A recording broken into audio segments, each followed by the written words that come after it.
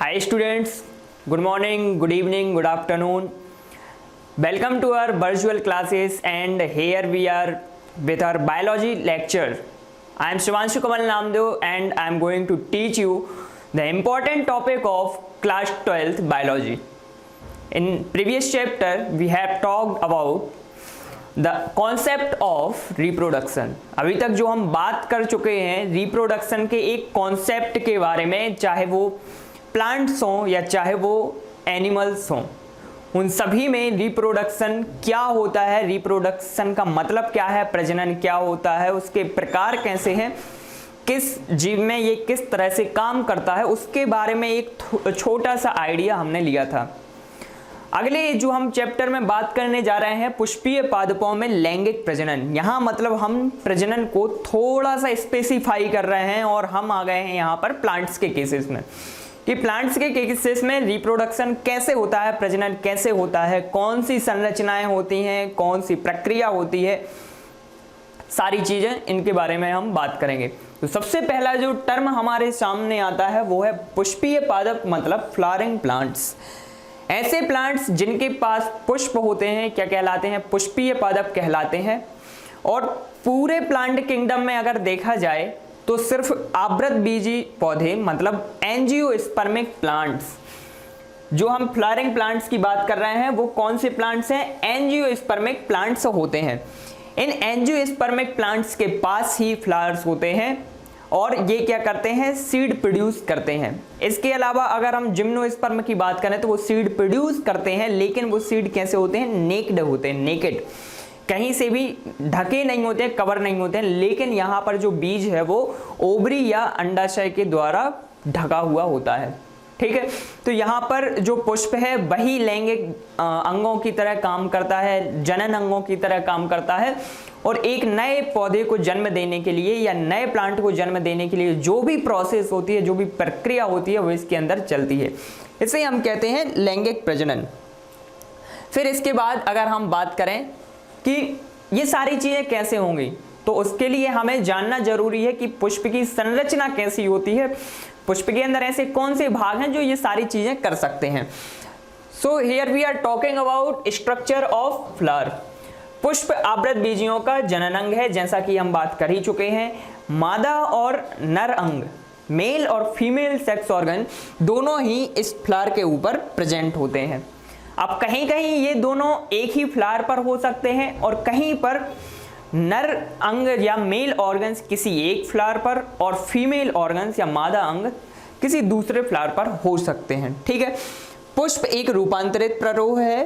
ये मतलब क्या बात है कि modified shoot, flower is also called as modified shoot. तो जब भी आप किसी भी प्लांट की बात करते हैं तो वो प्लांट दो हिस्सों में, तीन हिस्सों में हम कह सकते हैं उसके लिए कि सबसे पहले रूट है नीचे, उसके ऊपर स्टेम होती हैं और उसके ऊपर लीव होती हैं। ये पूरा जो प्लांट है ये दो तरह के सिस्टम से मिलके बना होता है। कौन कौन से सिस्टम होते हैं, एक होता है नीचे वाला रूट सिस्टम जिसे हम कहते हैं, और जो ऊपर मतलब जमीन के अंदर का जितना भी भाग है वो क्या है, रूट सिस्टम है। और जमीन के ऊपर जितना भी भाग निकला हुआ है वो क्या है, शूट सिस्टम कहलाता है। शूट के पास क्या क्या होगा, स्टेम होगा, ब्रांचेस मतलब तना होगा, टहनियाँ होंगी, शाखाएं होंगी, पत्तियां होंगी, फूल होंगे, फल होंगे, सारी चीजें होंगी। अब ये कह रहे हैं कि पुष्प एक रूपांतरित प्ररोह है, मतलब कि पुष्प भी एक प्ररोह की तरह काम करता है। प्ररोह मतलब शूट की तरह काम करता है। तो शूट के पास जैसे कि अभी बताया कि उसके पास एक मतलब स्ट्रक्चर होती है, हार्ड स्ट्रक्चर होती है, उसके ऊपर पत्तियां होती हैं, सारी चीज़ें होती हैं। तो उसी तरह से एक फ्लावर के बारे में अगर आप बात करें तो नीचे की तरह उसके पास एक स्टेम होता है, ग्रीन कलर का स्टेम है, उसके पास पत्तियां होती हैं जो मॉडिफाइड हो गई हैं, मतलब इनको आप क्या कह सकते हैं, मॉडिफाइड लीव्स। जो भी आप पंखुड़ियाँ देखते हैं या बाह्य दल देखते हैं वो सारी क्या हैं, पुष्प की पत्तियाँ हैं। तो इसे प्ररोह इसलिए कहा जाता है क्योंकि ये जो फ्लावर है ये रिसेंबल करता है या पूरी तरह से समानता दर्शाने की कोशिश करता है, किसके साथ?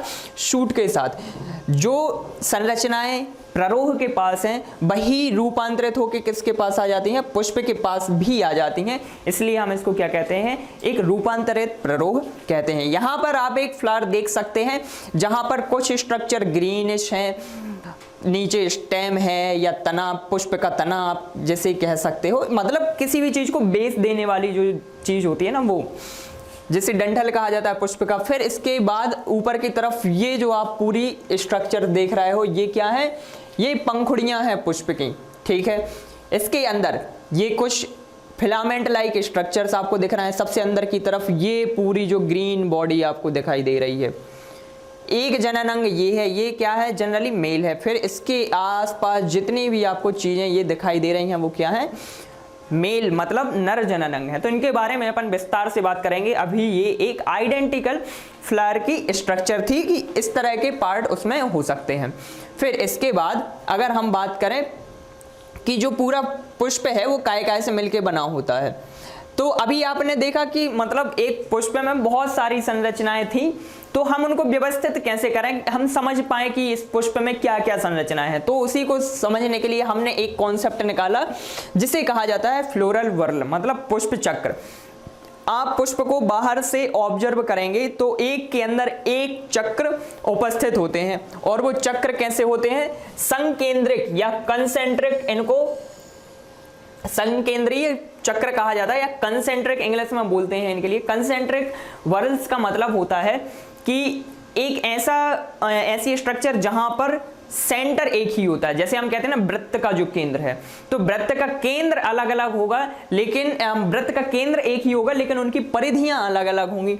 जैसे कि एक चक्र ये बाहर की तरफ है और एक चक्र और अंदर की तरफ बन गया, इसके अंदर और एक चक्र बन गया और इसके अंदर एक और चक्र बन गया, लेकिन सभी का सेंटर क्या है? सभी का केंद्रक क्या है? एक है। तो जहां पर केंद्रक एक होता है और उसके चारों तरफ जब गोले बनाए जाते हैं या वृत्त बनाए जाते हैं, तब हम उनको क्या कहते हैं? संकेंद्रिक चक्र कहते हैं। और यही कॉन्सेप्ट कहां पर है? फ्लावर की स्ट्रक्चर में, फ्लोरल व्हर्ल्स। बाहर की तरफ एक चक्र होगा, उसके अंदर की तरफ, उसके अंदर की तरफ और सबसे अंदर की तरफ, ठीक है। तो यहां पर मेनली कितने चक्र होते हैं? 4 चक्र होते हैं पुष्प की संरचना में। 4 flower whorls are there in the structure of a developed flower. 2 तरह के चक्रों की बात हम कर रहे हैं, जैसे एक है सहायक चक्र और एक है अनिवार्य चक्र, ठीक है। तो इसके बारे में बाद में बात करेंगे। पहले तो हमें ये देखना है कि जो 4 चक्र हैं वो कौन कौन से हैं। तो एक है बाह्य दलपुंज, सबसे बाहर की तरफ, जिसे कहा जाता है इंग्लिश में कैलिक्स। फिर इसके बाद उसके अंदर की तरफ जो दूसरा चक्र है वो है दलपुंज, जिसे कहा जाता है कोरोला। और अंदर की तरफ दूसरे से तीसरे की तरफ, मतलब पहले बाहर थे हम और अंदर गए और अंदर गए, तो ये क्या है? पुमंग, जिसे कहा जाता है एंड्रोसियम। और सबसे अंदर की तरफ है जायांग, जिसे हम कहते हैं गाइनोसियम। तो ये 4 चक्र मिलके पुष्प की संरचना बनाते हैं। सबसे बाहर की तरफ है बाह्य दलपुंज, जिसे कहा जाता है कैलिक्स। उसके अंदर की तरफ है दलपुंज, जिसे हम कहते हैं कोलोला। और उसके अंदर की तरफ जैसे ही आप जाएंगे उसे कहा जाता है पुमंग या एंड्रोसियम। और सबसे अंदर की तरफ जो चक्र है उसे क्या कहा जाएगा? जायांग या गाइनोसियम, इसे हम कहते हैं। अब ये क्या बात है? एक कॉन्सेप्ट यहां पर है सहायक और अनिवार्य।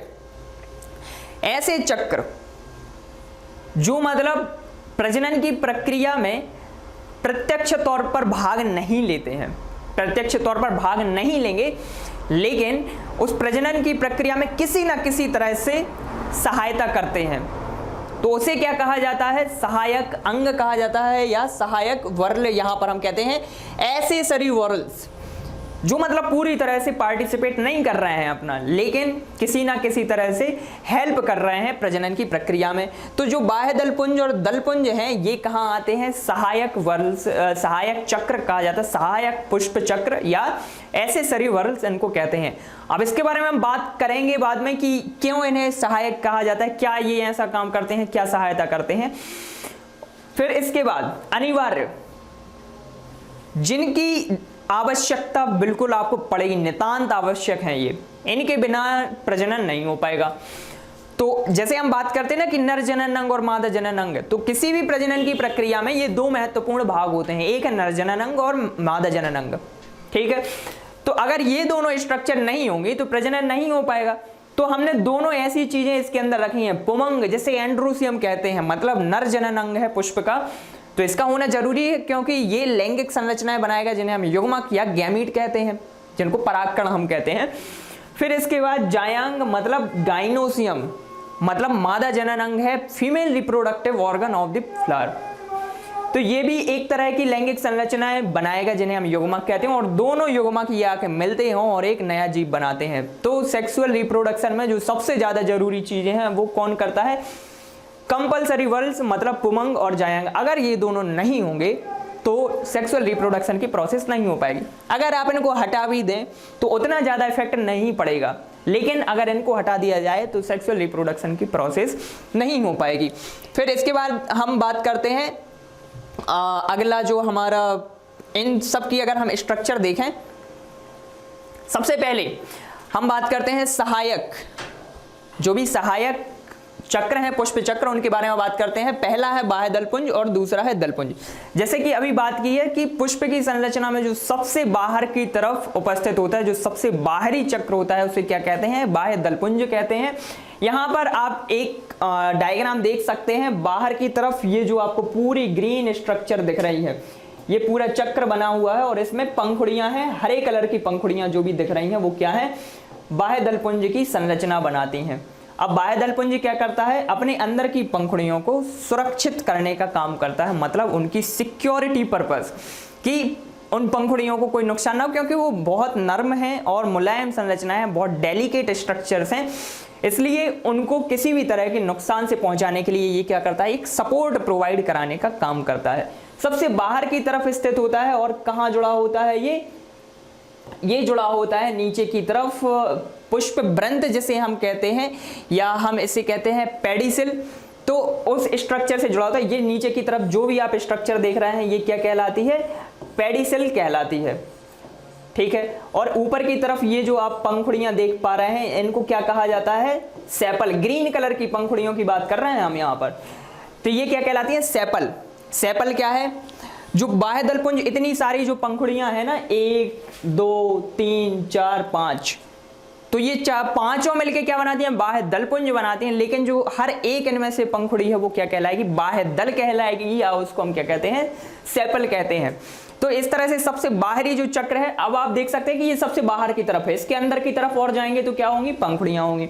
सबसे बाहर की तरफ जो संरचना है वो क्या कहलाती है? बाह्य दलपुंज, और इसमें छोटी छोटी कई इकाइयां हैं जिन्हें हम सेपल कहते हैं। ये नीचे की तरफ एक स्ट्रक्चर से जुड़ा होता है जिसे कहा जाता है पेडिसिल या पुष्प ब्रंत। ये पुष्प ब्रंत आगे जाके कहाँ लग जाएगा? ये इस तरह से आगे जाके कंटिन्यू हो जाएगा और जुड़ जाएगा किसके साथ? प्लांट के साथ जुड़ जाएगा। वो ब्रांच देखते हैं ना जहां से फूल उगते हैं, फूल लगे होते हैं, ठीक है। तो ये संरचनाएं हैं इसकी, और इसके बाद इसकी इकाइयां क्या कहलाती हैं? बाह्य दल कहलाती हैं। सबसे बाहरी आवरण होता है, हरे कलर का होता है, पंखुड़ियों की रक्षा करने का काम करता है। इसके बाद है दलपुंज।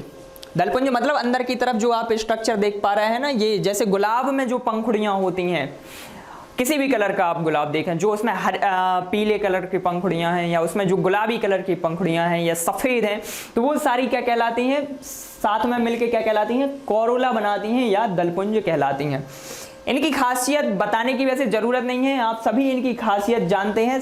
सबसे पहली बात तो ये है कि ये बाह्य दलपुंज के अंदर की तरफ है। मान लो जैसे सबसे बाहर ये है बाह्य दलपुंज, तो अंदर की तरफ ये क्या है? दलपुंज मतलब कोरोला, ठीक है। इसकी खासियत क्या है कि ये रंगीन होता है। अलग अलग तरह के आप फूल देखते हैं, नेचर में पुष्प देखते हैं, उनकी जो पंखुड़ियां हैं वो कैसी होती हैं? अलग अलग कलर की होती हैं, और उसमें बहुत वेरिएशन होती है। आप मतलब एक कलर का ही जो फूल देखेंगे उसमें कई सारे मतलब वेरिएशन आपको देखने मिल जाएंगे, हल्के से लेके बहुत डार्क तक। फिर इसके बाद आकर्षक होता है, अट्रैक्ट करता है अपनी तरफ, आपको करता है, इंसानों को तो करता ही है, इसके अलावा किसको करता है? जो इंसेक्ट हैं या दूसरे क्रिएचर्स हैं उनको अपनी तरफ अट्रैक्ट करता है। अब इस अट्रैक्ट करने का फायदा क्या है, इसके बारे में अपन बात करेंगे, और जो भी इसके बारे में जानते हैं उस प्रक्रिया को हम क्या कहते हैं? जब मतलब फ्लावर अपनी तरफ अट्रैक्ट करता है इंसेक्ट को, तो वो हेल्प करता है पॉलिनेशन में, मतलब परागण में। इसके बारे में हम बात करेंगे। फिर इसके बाद है मकरंद। मतलब क्या कहलाता है, नेक्टर कहलाता है। जो भी पंखुड़ियों के अंदर रस है या जो भी जूस है उसके अंदर, वो क्या कहलाता है, मकरंद कहलाता है। और इसके बाद गंधयुक्त, स्मेल अच्छी बहुत होती है, बहुत अच्छी फ्रेग्रेंस होती है किसी भी फ्लावर की। वो किसके कारण होती है, वो पेटल्स के कारण होती है, वो पेटल्स जो कोरोला बनाती हैं। तो कई सारी खासियत है, इन्हीं खासियतों की वजह से, जैसे रंगीन है, आकर्षक है, मकरंद है या गंधयुक्त है, इन सभी की वजह से ये क्या करता है, कीटों को अपनी तरफ आकर्षित करता, मतलब इंसेक्ट को अपनी तरफ आकर्षित करेगा। और वो इंसेक्ट क्या करेंगे, इसको परागित करने का काम करेंगे, मतलब पॉलिनेट करेंगे। और यहां से क्या होगा, फर्टिलाइजेशन को इजी बनाने का काम होगा और पूरी जनरेशन आगे क्रिएट होगी। जो दलपुंज की इकाई है वो क्या कहलाती है, दल कहलाती है। जिस तरह से बाह्य दलपुंज की इकाई बाह्य दल कहलाती थी, वैसे ही दलपुंज की इकाई क्या कहलाती है, दल कहलाती है। इसे हम इंग्लिश में क्या कहते हैं, पेटल कहते हैं। ये आप जो नीचे फ्लावर देख रहे हैं ये क्या है, इसमें क्या दिखाया गया है, कोरोला दिखाया गया। एक ये है पंखुड़ी, ये है, ये है, ये है और ये है। अब यहाँ पे आप बाहर का स्ट्रक्चर देख चुके हैं, जैसे हम कह रहे थे कैलिक्स, अंदर की तरफ कोरोला। अब देखो यहाँ पे अगर आप ध्यान से देख पाओ तो इसके अंदर एक और वृत्त है।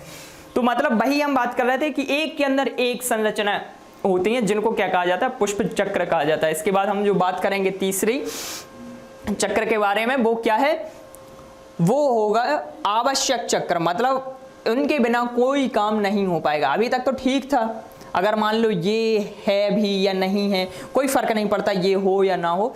लेकिन अब जो हम संरचनाओं की बात कर रहे हैं, जैसे यहां पर पुमंग, एंड्रोसियम, देखो यहां पर देखो, ये बाहर की तरफ दलपुंज है, बाह्य दलपुंज है, ये अंदर की तरफ दलपुंज है। और ये तीसरी जो स्ट्रक्चर आपको दिख रही है दोनों तरफ, ठीक है, ये क्या है, पुमंग। इन्हें कहा जाता है एंड्रोसियम, मतलब नर जनन अंग, male reproductive organ of flower is called as androecium. ठीक है, तो ये क्या करता है, नर जनन अंग का काम करता है। और जैसे वहां पर इकाइयां होती थी, जैसे बाह्य दलपुंज की इकाई को क्या कहते थे, बाह्य दल या कैलिक्स कहते थे, जो ग्रीन कलर की होती थी। जो दलपुंज की इकाई उसको क्या कहते थे, दल कहते थे या पेटल कहते थे, जो कलर्ड होती थी अलग अलग रंगों वाली। उसी तरह से पुमंग की जो इकाई है उसे क्या कहते हैं, पुंकेसर कहते हैं, या इसे हम कहते हैं स्टेमिन। इसे इंग्लिश में क्या कहा जाता है, स्टेमिन कहा जाता है। तो अब यहाँ पे देखें स्टेमिन कहाँ है, देखो इस पार्ट को एनलार्ज करके यहाँ पर बताया गया है। ये जो पूरी स्ट्रक्चर आप यहाँ से यहाँ तक देख रहे हैं ये क्या है, स्टेमिन है। इसी को हमने क्या कर दिया है, एनलार्ज करके आपको यहाँ पर बताया है। ठीक है, तो ये पूरी स्ट्रक्चर जो नीचे जाके जुड़ जाती है थैलेमस से, वो क्या कहलाती है, पुंकेसर कहलाती है। ऊपर की तरफ आप येलो कलर की स्ट्रक्चर देख पा रहे हैं, नीचे की तरफ एक और ग्रीन कलर की स्ट्रक्चर देख पा रहे हैं। तो ये दोनों अलग अलग पार्ट हैं जिसके बारे में अपन बात करेंगे। सबसे पहले जैसे यहाँ पर पूरी पुंकेसर की स्ट्रक्चर है, नीचे ग्रीन कलर है और ऊपर की तरफ येलो कलर है, दोनों के अलग अलग काम है। इन्हीं के अंदर पराग कणों का निर्माण होता है, मतलब पोलन ग्रेन्स फॉर्म होते हैं कहाँ पर, स्टेमिन के अंदर। और यहां से ये जाएंगे किसके पास, फीमेल के पास जाते हैं। तो सबसे महत्वपूर्ण भूमिका निभाते हैं क्योंकि ये मेल गैमीट का फॉर्मेशन करते हैं या नर युग्मक बनाने का काम करते हैं। इसीलिए हम इनको क्या कहते हैं, आवश्यक या अनिवार्य चक्र कहते हैं, क्योंकि अगर ये नहीं होगा तो गैमीट फॉर्मेशन नहीं होगा, और गैमीट फॉर्मेशन अगर नहीं हुआ तो फर्टिलाइजेशन नहीं हो पाएगा। पुंकेसर जो जिसे स्टेमिन कहते हैं, इसकी दो संरचनाएं होती हैं, एक होता है परागकोश और एक होता है तंतु, जिसे फिलामेंट कहते हैं। परागकोश मतलब एंथर, ये जो ऊपर की तरफ आप येलो स्ट्रक्चर पूरी देख पा रहे हैं, ये स्ट्रक्चर, ये क्या है, परागकोश, मतलब इसके अंदर पराग निर्मित होते हैं, परागकण मतलब पोलन ग्रेन निर्मित होते हैं। फिर इसके नीचे क्या है, फिलामेंट, वो पूरी स्ट्रक्चर जिसके द्वारा ये परागकोश नीचे जाके पुष्प के आधार से जुड़ जाता है, उसे क्या कहा जाता है, उसे हम कहते हैं फिलामेंट। ये जो आप ग्रीन कलर की स्ट्रक्चर यहां पर देख पा रहे हैं। ठीक है, तो ये तीसरे नंबर का चक्र होता है। सबसे बाहर बाह्य दलपुंज, फिर दलपुंज, फिर इसके अंदर क्या है, पुमंग होता है, जिसे हम पुंकेसर कहते हैं। इसकी इकाइयों को सबके बारे में हम ध्यान रखेंगे कि कहाँ क्या होता है, ताकि आसानी रहे हमें समझने में। अब हम आगे चलते हैं और हम बात करते हैं अगले चक्र के बारे में, जिसे कहा जाता है जायांग, मतलब गाइनोसियम, फीमेल रिप्रोडक्टिव ऑर्गन जो पूरे प्लांट में है या फ्लावर में है, फीमेल रिप्रोडक्टिव ऑर्गन, उसे हम क्या कहते हैं, जायांग कहते हैं। इसी को हम गाइनोसियम कहते हैं इंग्लिश में। इसकी जो इकाई है वो क्या कहलाती है, अंडक कहलाती है। अब आप देखें तो फ्लावर में सबसे अंदर की तरफ की स्ट्रक्चर है ये, अगर हम कहीं पर शॉर्ट में इसे बना सकें तो देखो सबसे बाहर की तरफ क्या है, ये पंखुड़ी है, ये नीचे की तरफ दलपुंज है, ठीक है। और ये यहाँ पे क्या बना है, ये हमारा बना है पुमंग, जैसे अभी हमने स्टेमेन कहा था, ठीक है। और इसके अंदर की तरफ ये क्या बना हुआ है, ये यहाँ पर बनी हुई है क्या, फीमेल रिप्रोडक्टिव ऑर्गन की या मतलब जायांग की स्ट्रक्चर। तो ये क्या है, ये हो गया कैलिक्स मतलब बाह्य दलपुंज, फिर हो गया ये कोरोला मतलब कलर्ड स्ट्रक्चर है जो, ठीक है। फिर इसके अंदर ये हो गया स्टेमेन मतलब पुमंग नर जनन अंग, और ये अंदर की तरफ फीमेल रिप्रोडक्टिव ऑर्गन या इसको आप क्या कह सकते हो, गाइनोसियम कह सकते हो या जायांग कह सकते हो। तो इस तरह से सबसे बाहर का चक्र, उसके अंदर का चक्र और उसके अंदर का चक्र और सबसे अंदर का चक्र, तो जायांग क्या है, पुष्प का सबसे अंदर वाला चक्र कहलाता है जायांग। और जिस तरह से अभी हम कह रहे थे ना कि जो जैसे पुमंग है उसमें बहुत सारी इकाइयां हैं, जैसे पंखुड़ियां बहुत सारी होती हैं, उसी तरह से पुमंग भी बहुत सारे, जिनको स्टेमेन कहा जाता है पुंकेसर, वो बहुत सारी होती हैं। और उसी तरह से ये भी बहुत सारी हो सकती हैं, एकल से लेके बहुत सारी, मतलब सिंगल भी हो सकती हैं और बहुत सारी भी हो सकती हैं। तो अभी हमने क्या बात की है, सिर्फ यहाँ पर हम सिंगल आपको गाइनोसियम की इकाई दिखा रहे हैं, और इस इकाई को हम क्या कहते हैं, अंडक कहते हैं, और इसको एक और नाम दिया जाता है कार्पल। इंग्लिश में क्या कहते हैं, हम इसको कार्पल कहते हैं। और इसका एक और नाम है जिसे हम कहते हैं पिस्टिल। तो किसी भी पुष्प में इसकी संख्या 1 हो सकती है और 2 हो सकती है, 4 हो सकती है, 5 और बहुत सारी हो सकती है, जिसे क्या कहा जाता है, मल्टी कार्पलरी स्टेज कहा जाता है, ठीक है। तो अगर हम बात करें इसके बारे में कि जो इसकी स्ट्रक्चर है वो कैसी होती है, 3 मेन पार्ट आपको देखने मिलेंगे।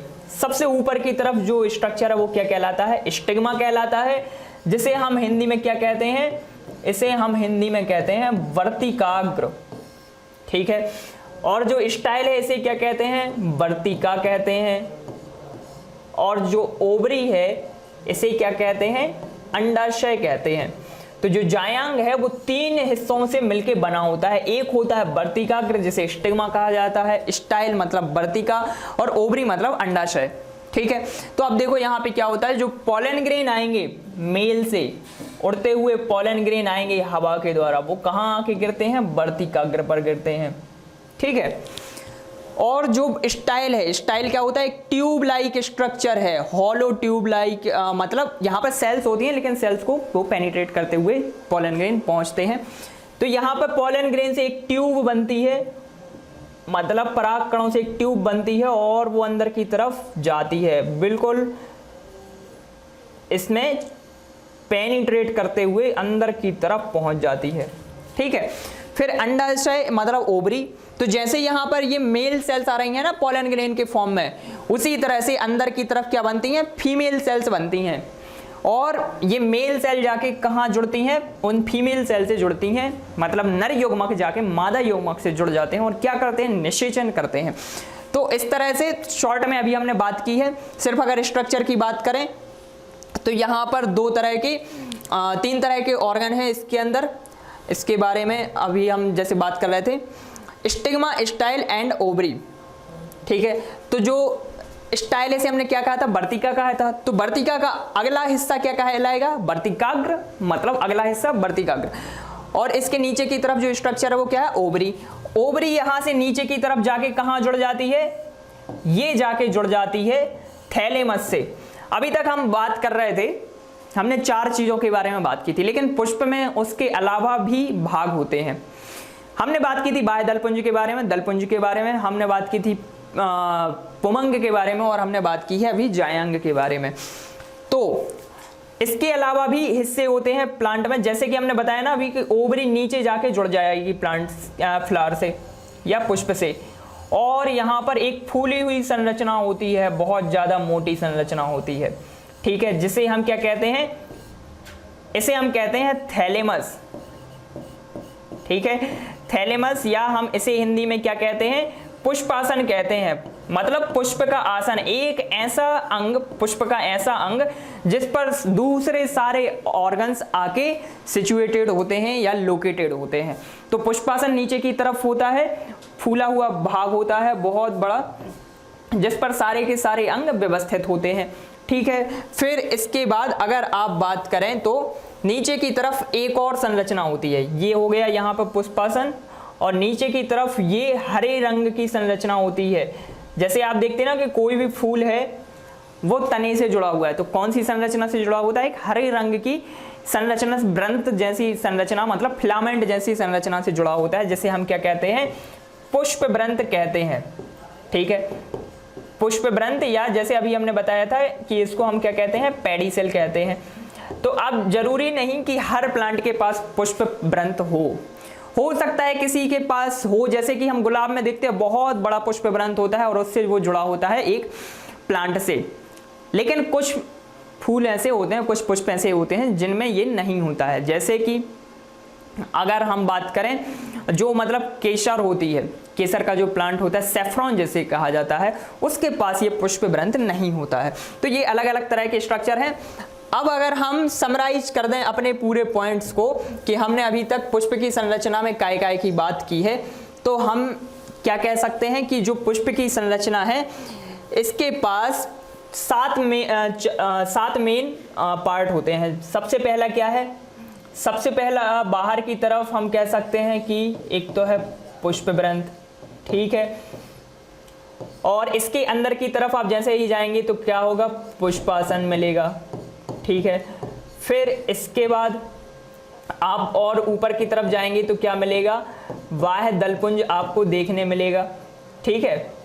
फिर और नीचे की तरफ जाएंगे तो क्या मिलेगा, दलपुंज देखने मिलेगा, और अंदर की तरफ जाएंगे तो पुमंग, और सबसे अंदर की तरफ क्या मिलेगा, जायांग। तो ये मुख्य संरचनाएं हैं किसी भी पुष्प की, ठीक है।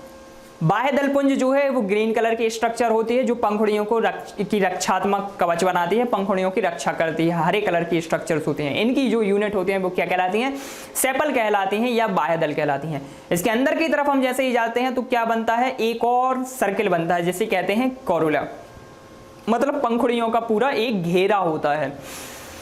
तो यहाँ पर अलग अलग कलर की पंखुड़ियाँ हो सकती हैं, कलर्ड होती हैं, ये अट्रैक्टिव होती हैं, इनके पास नेक्टर मतलब मकरंद होता है, इनके पास अच्छा गुड स्मेल होती है या फ्रेग्रेंस होता है, जिसकी वजह से ये इंसेक्ट्स को अपनी तरफ आकर्षित करते हैं। इसके अंदर की तरफ आप जैसे ही जाएंगे तो क्या होगा, पुमंग जिसे हम मेल रिप्रोडक्टिव यूनिट या नर जननांग जिसे हम कह सकते हैं। कई सारी इकाइयों से ये मिलके बना होता है जिन्हें कहा जाता है पुंकेसर मतलब स्टेमिन, और ये स्टेमिन खुद 2 हिस्सों में से मिलके बना होता है जिसे क्या कहा जाता है, एक होता है एंथर मतलब परागकोश और नीचे की तरफ तंतु मतलब फिलामेंट, ठीक है।